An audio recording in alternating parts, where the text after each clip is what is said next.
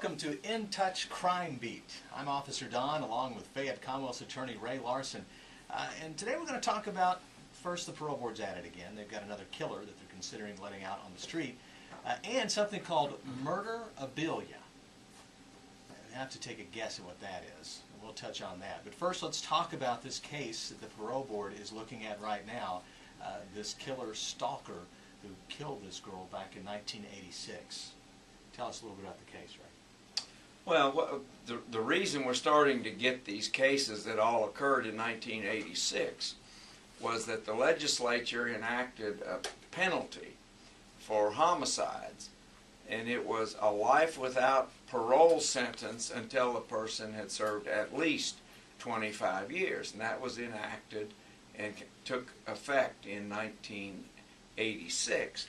And the murders that occurred during that period of time, like the Turpin, Michael Turpin was murdered, and LaFonda Faye Foster and Tina Powell were killing 5 people. And so that one will be coming up. And this is one involving a young woman named Sabra Ann Diamond. Sally Diamond, as her family called her, and it was April of 1986. Now, how did I know about this case? Well, her brother is Jeff Bischoff, and he lives in Lexington. He lived in Louisville at the time. And Jeff Bischoff watched the Turpin fiasco go on at the parole board, and he has a friend named Doug Elam. Doug Elam's son was murdered by a guy in Lexington, and so Doug Elam said to Jeff, call Ray Larson and get some thoughts on how do you approach the parole board. And so he called. He lives in Lexington now and works for a great construction company.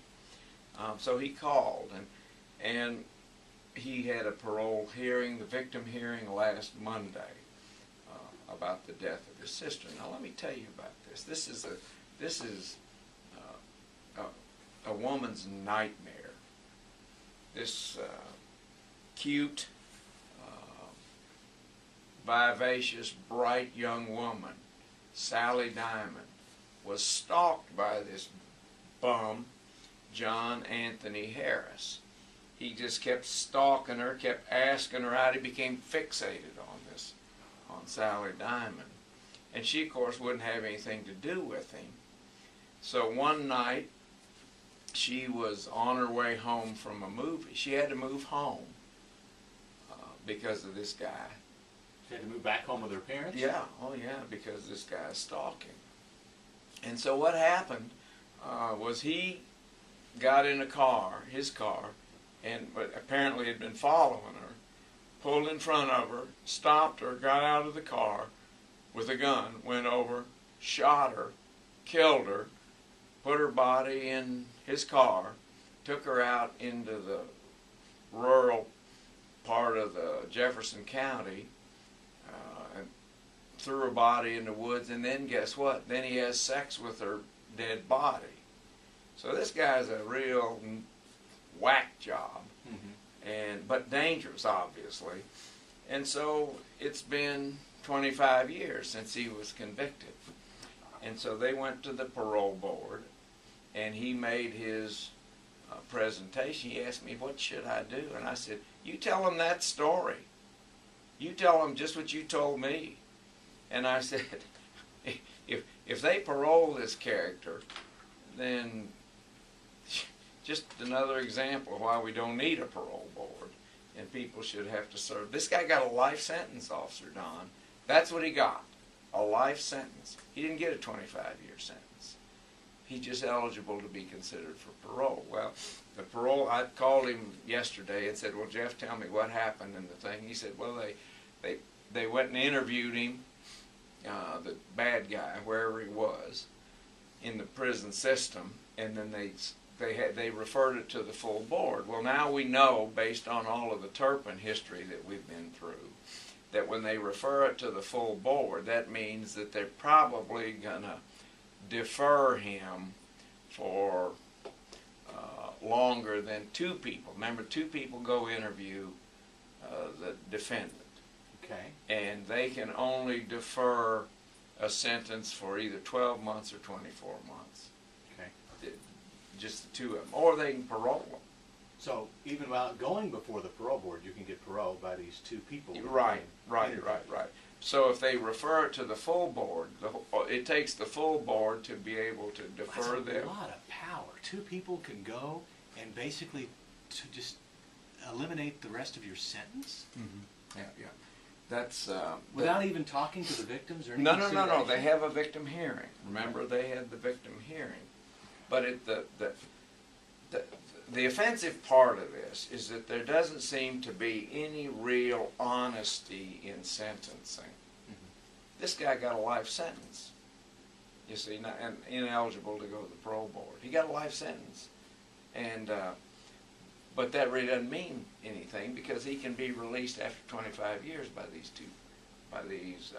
the parole board. So it's.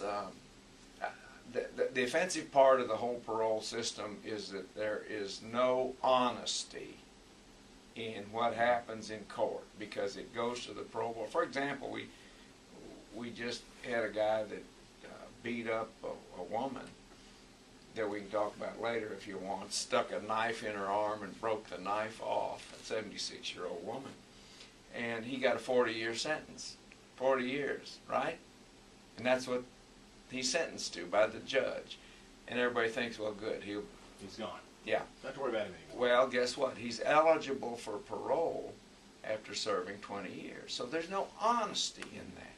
Well, it's very confusing. And one thing I want to go back to this case, because I know that a lot of the people that listen to the show will ask questions about the death penalty.